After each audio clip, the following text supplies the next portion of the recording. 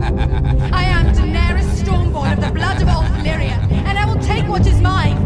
With fire and blood, I will take it.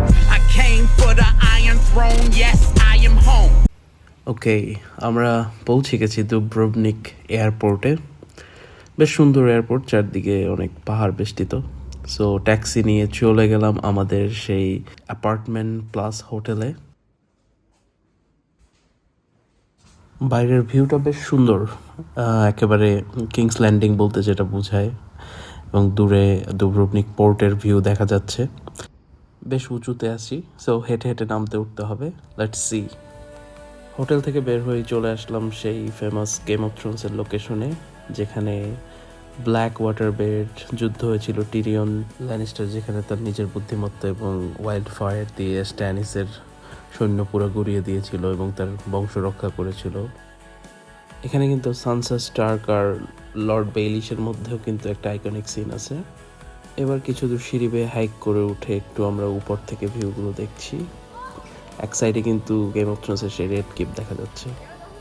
কিছু দূর হাঁটতে হাঁটতে চলে গেলাম পুরোপুরি পর্যটক বেষ্টিত এরিয়া গেম অফ থ্রোনস, বারবার গেম অফ থ্রোনস বলছি, দুব্রোভনিকের ওল্ড টাউনে। সেখানে আমরা যেখান থেকে বোটে করে অন্য একটা আইল্যান্ডে যাওয়া যায় সেই জায়গাটা দেখে আসলাম, জেনে আসলাম। তো এয়ারবিএনবির বারান্দা থেকে আমি যে এয়ারবিএনবিটা নিয়েছি, এটা একটু পোর্ট গ্রুজ নামে একটা জায়গা আছে দুব্রোভনিকে, সেইখানে। সো একেবারে পোর্টটাকে মুখ করে আর কি আমার বারান্দাটা। সো আমরা ডিনার অর্ডার দিয়েছি, কারণ সারাদিন অনেক ব্যস্ত ছিলাম এখানে ঘোরাঘুরি নিয়ে এবং অনেক গরম ছিল, তাই টায়ার্ড হয়ে এখন আর যেতে পারতেছি না। আর যতবারই আমাদের কোথাও যেতে হচ্ছে, আমাদের সিঁড়ি বেয়ে নিচে নেমে তারপরে ট্যাক্সি বা বাস নেওয়া লাগতেছে, বা আসার সময় আবার উপরে উঠতে হচ্ছে। সো একটু টায়ারিং।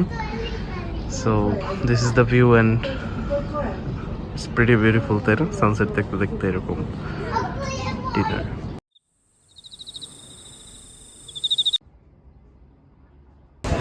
ওকে, আমরা এখন দুব্রোভনিক ক্রোয়েশিয়ার যে old town street, main street, সেখানে আছি। এখানেও নাইস, আমি ওইটা কিনছি। আর একটা আমার ওয়াইফ আমাকে একটা ওয়ালেট কিনে দিছে, স্টার্ক থিমড, অফিসিয়াল লাইসেন্স। একটু বের করো তো, দেখাই। অ্যান্ড এই স্ট্রিটটা আসলে দুব্রোভনিকের সবচেয়ে পপুলার স্ট্রিট। অ্যান্ড হ্যাঁ, এটা এখানে মানে যে রোডটা আপনারা দেখতে পাচ্ছেন, এটা পুরোপুরি পিঙ্ক মার্বেল পাথরের তৈরি। And this is the gift I got, winter is coming passport wallet. So আমরা এখন যে ওল্ড টাউনের স্ট্রিট দিয়ে হাঁটতেছি, এই পাথরগুলোর কথা আপনাকে বলতেছিলাম, যে এই ওল্ড টাউনের পুরো স্ট্রিটটা পিঙ্ক মার্বেল পাথর দিয়ে বানানো। এবং সামনে আপনারা দেখতে পাচ্ছেন এই স্ট্রিটটাও কিন্তু গেম অফ থ্রোনসে ফিচার্ড করা হয়েছে। এবং এই যে গেটটা আছে, এই গেটটাকে বলা হয় পোলসে গেট। পোলসে গেটের ঠিক পরেই, মানে গেটটা পার হয়ে আমরা বানিয়ে বিচটাতে যাব, এবং ওইখানে আমরা গিয়ে আসলে মেইনলি বিচে আজকের দিনটা কাটাবো এবং বিচে সুইমিং টুইমিং করবো। So very excited for that. আমি আপনাদেরকে আবার দেখাবো। তো আমরা জানতে পারি যে এইটাই সেই ওয়াক অফ শেমের প্রাসাদটা এবং রাস্তাটা, যেখান থেকে আমরা আছি বানজি বিচে। আপনারা দেখতে পাচ্ছেন নিচে মানুষজন সুইমিং করছে অলরেডি। সো বেশ গরম ওয়েদার এখানে। সো আমরা এখন ওই যে সিঁড়ি দেখা যাচ্ছে, ওখান থেকে নামবো। এখানে অন্যদিকে কিন্তু গেম অফ থ্রোনসের রেড কিপ দেখা যাচ্ছে, যেখানে আয়রন থ্রোন রাখা হয়েছিল। সানবেইদিং করে এবং সাঁতার কেটে বেশ ক্ষুধা লেগে গিয়েছিল এবং অনেক থার্স্টি ছিলাম। সো এবার আমরা ফুড হান্টিংয়ে বের হলাম এই ওল্ড টাউনের মধ্যে। আচ্ছা, দুব্রোভনিকে এসে সবাইকে একটা টিপস দেই, আপনারা ওল্ড টাউনের মধ্যে খাবার দাবার অ্যাভয়েড করলেই ভালো, বিকজ ইটস টু এক্সপেন্সিভ। আমাদের এখানে যে প্লেটটা দেখতে পাচ্ছেন, এখানে গ্রিলড সি ব্যাস, যে মাছটা ওইটা আছে, গ্রিলড সি ব্যাস। আর আমার ওয়াইফ নিয়েছে grilled prawns, so with potato, mash potato আর garlic sauce. So per plate কিন্তু এখানে 23 ইউরো করে পড়ছে, এবং টোটাল আই থিঙ্ক 46 বা 50 ইউরো আসবে দাম। সো আপনাদেরকে বলবো যারা একটু চিপার রেটে বেটার ফুড খেতে যাচ্ছেন তারা ওল্ড টাউনের বাইরে কোথাও খাবেন আর কি, but the food looks really good. ফুডটা খেয়ে বলতে পারবো যে অ্যাকচুয়ালি কেমন হয়েছে পরে জানাবো। থ্যাংকস। সো আমরা যে স্টুডিও অ্যাপার্টমেন্টে আছি এখানে আশেপাশে অনেক সুন্দর সুন্দর ফ্রুট গাছ আছে, যেমন এখানে একটা লেবু গাছ আই থিঙ্ক, তারপর সুন্দর সিনিক ভিউ সানসেটের। প্লাস দেখাই আমরা নিকা ফ্যামিলি অ্যাপার্টমেন্টে আছি এবং এটা A4 রুমটাতে আছি। সিঁড়িটা করে নেমে আমাদেরকে উপর থেকে নিচে আমাদের যেতে হয় ওল্ড টাউনের দিকে। আপনারা এই যে দূরে যে ভিউটা দেখতে পাচ্ছেন এটা হলো পোর্ট ভিউ। আসলে নতুন নতুন ব্লগার হইলে যা হয়, আমি জার্মানি থেকে টেনে টেনে একটা সেলফি স্টিক নিয়ে এসেছি ব্লগ করার জন্য ভালো মতো, কিন্তু আমাদের অলমোস্ট 2 দিন হয়ে গেছে, এখন পর্যন্ত আমি সেলফি স্টিকটা ব্যাগ থেকে বেরই করি নেই, বারবার বাইরে যাওয়ার সময় ভুলে যাচ্ছি। সো এবার আমরা সন্ধ্যায় বাইরে যাওয়ার আগে সেলফি স্টিকটা নিয়ে নিলাম এবং আপনাদেরকে একটা সানসেটের আগে যে দুব্রোভনিক পোর্ট গ্রোজের যে সুন্দর দৃশ্যটা সেটা দেখানোর ট্রাই করছি। দুব্রোভনিকে আপনাদের একটা কিছু ফান ফ্যাক্ট বলি। দুব্রোভনিক কিন্তু মানে ইউরোপের one of the best preserved medieval সিটির একটা, এবং আপনি আসলে আপনি 3টাই পাবেন। ধরেন আপনি যদি মিডিভাল আর্কিটেকচার এগুলো লাইক করেন, ইউরোপিয়ান আর্কিটেকচার, ক্যাসেল, এগুলো যদি লাইক করে থাকেন সেটাও আপনি পাবেন। আপনি যদি মানে normal natural beauty like hill climbing, hiking এগুলো পছন্দ করেন এটাও করতে পারবেন। আবার আপনি যদি বিচ লাইক করেন, আপনি সাগরে সাঁতার কাটতে লাইক করেন, এটাও পাবেন। সো 3টারই কম্বিনেশন এই সিটিটা, এবং আমি বলবো যে one of the best European beautiful city এই দুব্রোভনিক। সো আমাদের এই রোড ধরে এখন নেমে যেতে হবে ওই পোর্টের ওখানে আমরা আমাদের ডিনারটা আজকে করবো। So let's start. দুব্রোভনিক কিন্তু ইউনেস্কোর one of the world heritage sites, এবং এটাকে আড্রিয়াটিক পার্ল বলা হয় বিকজ এই সিটিটা আড্রিয়াটিক সি এর পাড়ে অবস্থিত। এবং এখানে প্রায় 1400 শতাব্দী থেকে 1900 শতাব্দী পর্যন্ত কিন্তু দুব্রোভনিক ছিল একটা মানে কি বলে, এটা একটা প্রতীক অফ ওয়েলথ এবং ডিপ্লোম্যাসি, বিকজ এখানে অনেক একটা ডিপ্লোম্যাটিক লোকেশন ছিল এবং অনেক ওয়েলদি ট্রেড হতো এবং অনেক ইম্পর্টেন্ট একটা লোকেশন ছিল আর কি দুব্রোভনিক, এবং একটা ইন্ডিপেন্ডেন্ট নেশন ছিল সবসময়। এবং এখানে সবচেয়ে বড় যে যুদ্ধটা হয় সেটা হয় 1990 সালের দিকে। 1991-92-তে যুগোস্লাভিক আর্মিরা দুব্রোভনিককে সিজ করে এবং অনেক হিস্টোরিক হেরিটেজ সাইটগুলো ধ্বংস করে, এবং এইটাই সবচেয়ে বড় যুদ্ধ হিসাবে এখানে পরিচিত দুব্রোভনিকের যুদ্ধ। এছাড়া দুব্রোভনিক সবসময় একটা প্রসপারিটি, ডিপ্লোম্যাসি অ্যান্ড ওয়েলথের প্রতীক হিসাবে পরিচিত ছিল। এবং এখানে যে সিটি ওয়ালটা আছে, আমি হয়তো ভিডিওর অন্য পার্টে দেখিয়েছি, এই ওয়ালটা কিন্তু 2 কিলোমিটার পর্যন্ত প্রশস্ত, এবং এটা মানে one of the most beautiful tourist attraction in Europe. So আমরা উপর থেকে যেই সিনগুলো দেখছিলাম আমার এয়ারবিএনবি বাসা থেকে, সেই জায়গায় আমরা চলে এসেছি। উপর থেকে অনেকগুলো স্টেপ হেঁটে নামতে হয়েছে। এটা হলো পোর্ট ক্রুজ এরিয়া, এবং ওইখানে একটা রেস্টুরেন্ট দেখতে পাচ্ছি যেখানে বড় খেলা দেখার জায়গা আছে। আজকে Germany versus Switzerland, so maybe ওখানে বসে আমরা ডিনার করবো এবং এটা দেখবো। সো দুপুরে গ্রিল ফিশ আর হেভি প্রাইস শ্রিম্প খেয়ে আমরা চিন্তা করলাম যে এবার একটু চিপার অপশন খুঁজতে, বাট এখানে এসে অ্যাকচুয়ালি সব পর্ক দেওয়া আইটেম পেলাম। সো ফাইনালি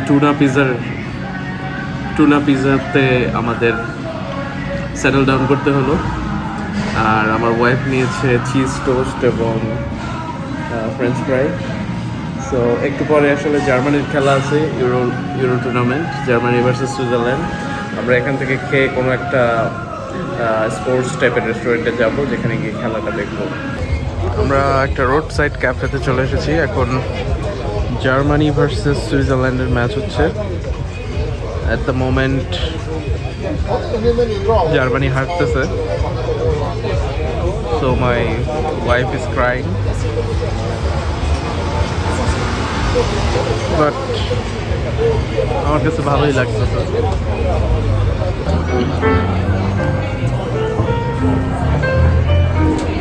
তো এটাই আমাদের ফেরি যেটা লকরাম আইল্যান্ডে যাবে। Small like a boat, big boat. এটা কি ফেরি বলতেছে? যাচ্ছি চলে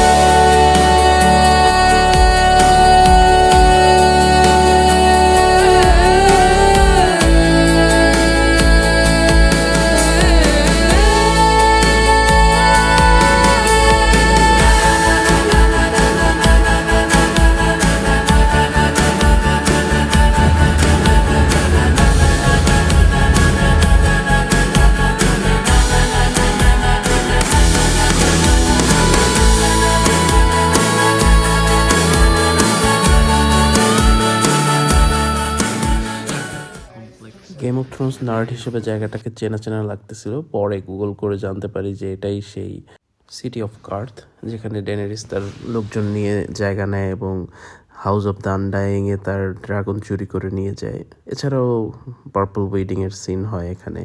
সো বেশ সুন্দর একটা আইল্যান্ড, এবং I know why Game of Thrones choose this location to shoot.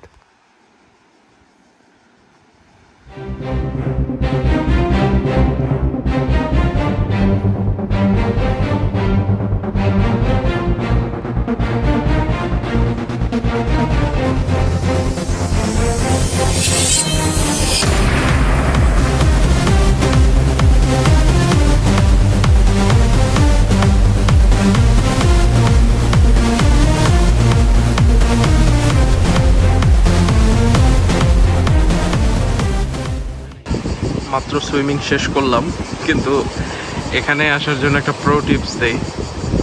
এখানের যে বিচগুলো, মানে যেখানে আপনি সাগরে নেমে সাঁতার কাটবেন, ওগুলো অনেক পাথুরে বিচ আর কি, মানে রকি বিচ যেটা বলে। সো এই যে দেখেন মানুষজন স্ট্রাগল করছে নামতে। যারা যারা শুধু ওয়াটার শু পরে আসছে ওরা খুব আরামে নামতে পারতেছে। আমি যে ওয়াটার শু নিয়ে আসি নাই, তারও কষ্ট হয়েছে পানিতে নামতে। বাট ওয়ান্স ইউ গেট দেয়ার, ওই যে মানুষগুলো যেখানে আছে তার থেকে যদি একটু সামনে সাঁতার কেটে যেতে পারে, তারপর আর পাথর নেই, ওইখানে আর কি মজা। যাই হোক, আমার সুইমিং শেষ আপাতত।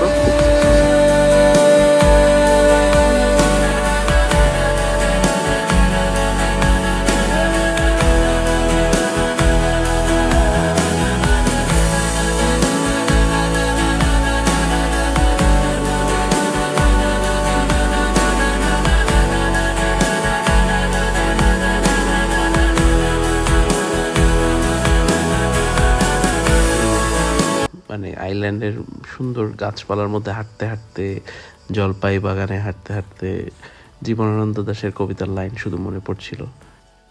যেখানে ছিলাম আমি আরো দূর অন্ধকারের বিদর্ভ নগরে, আমি ক্লান্ত প্রাণ এক, চারিদিকে জীবনের সমুদ্র সাহস, আমারে দুদণ্ড শান্তি দিয়েছিল নাটোরের বনলতা সেন। বসেছিলাম এখানে, চিল করতেছিলাম, র্যান্ডমলি পেখম মেলে ময়ূরটা চলে আসছে। পুরা লকরাম আইল্যান্ড ভর্তি আসলে ময়ূরে, বাট এই ময়ূরটা সবচেয়ে আমার দেখা সবচেয়ে সুন্দর ময়ূরটা। The colour and everything is very nice. এই যে ওর লেজ পুরা মেলে টেলে আমাদের কাছে এসে বসে আছে। I think she is lonely.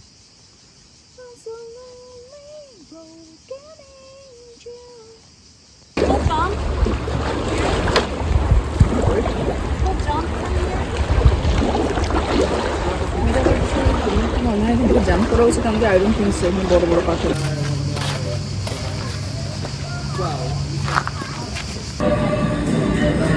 Anchovies, oysters. Just wanted to show this view.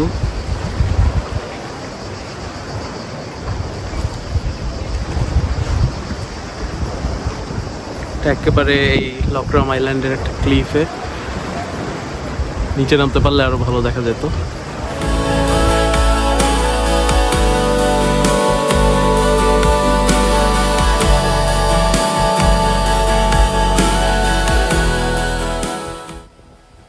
এখানে এসে কেমন যেন মনে হচ্ছে দুনিয়া থেকে পুরো আসলেই বিচ্ছিন্ন হয়ে গেছি।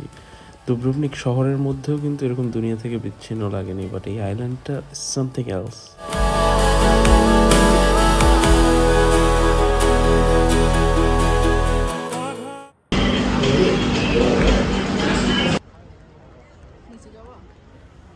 এই শটের মাধ্যমে 3 দিনের সফর শেষ হয়। ছেড়ে আসতে বেশ কষ্ট হচ্ছিল, এত সুন্দর একটা শহর, বাট আবার হয়তো কখনো ফিরে আসবো। Thank you.